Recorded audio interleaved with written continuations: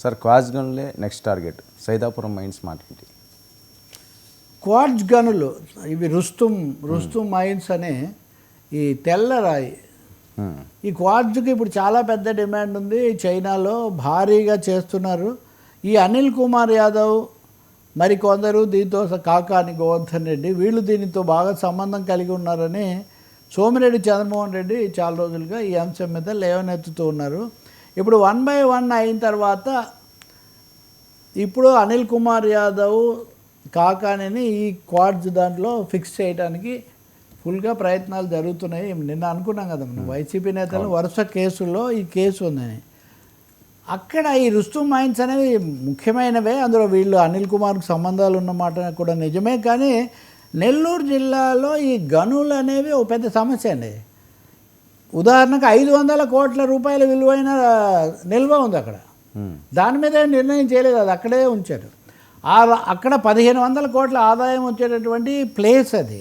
అయినా సరే ఇప్పుడు నేను చూపిస్తా చూడండి, వరుసగా ఎన్ని వార్తలు ఇవన్నీ ఇటీవల వచ్చినవే, ఇన్ని రకాల మైనింగ్ కుంభకోణాలకు సంబంధించి ఏమాత్రం చర్యలు తీసుకోలేదు. ఈ జగన్ ప్రభుత్వం చివరి రోజుల్లో కూడా ఈ ఆరోపణలు చాలా వచ్చాయి. ఇందులో కీలకమైనవి పెద్దవి సైదాపురం గనులు, రుస్తుం గనులు కూడా ఓకే, అవేమి లేవు, అవినీతి లేదని కాదు చెప్పేది. కానీ మేజర్గా నిల్వలు ఉన్నది, మేజర్గా వ్యాపారం జరిగేది సైదాపురం గనులు. ఈ సైదాపురం గనులను గతంలో వేమిరెడ్డి ప్రభాకర్ రెడ్డి ఆయన డైరెక్టర్, అప్పుడు ఆయన కూడా వైసీపీ, అది మనం గుర్తుపెట్టుకోవాలి. సో అప్పుడు అక్కడ చాలా భారీగా జరిగింది, ఆరోపణలు వచ్చాయి. తెలుగుదేశం వాళ్ళే ఆరోపణలు చేశారు అప్పుడు. ఇప్పుడు ఆ తర్వాత తెలుగుదేశంలోకి వచ్చి ఇదైపోయాడు. సో ఇప్పుడు దాన్ని కాదని ఇప్పుడు రుస్తుంలో వీళ్ళది ఎక్కువ ఉంటుందని వీళ్ళది పట్టుకుంటున్నారు.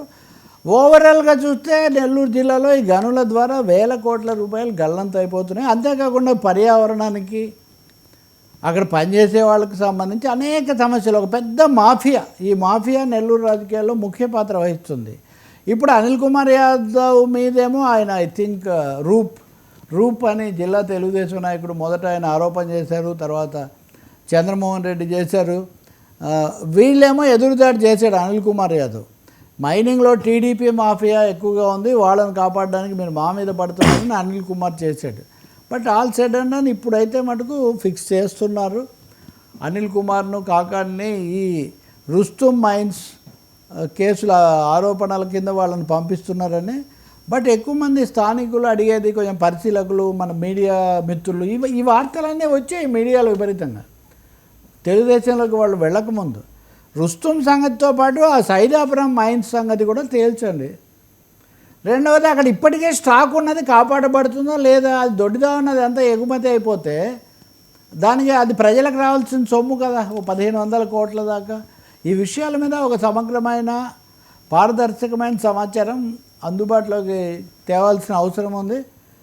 అనిల్ కుమార్ యాదవ్ మీద కేసు పెట్టుకుంటే కోర్టు ఏం చెప్తుందో అది జరుగుతుంది, దానికేమి ఇబ్బంది లేదు.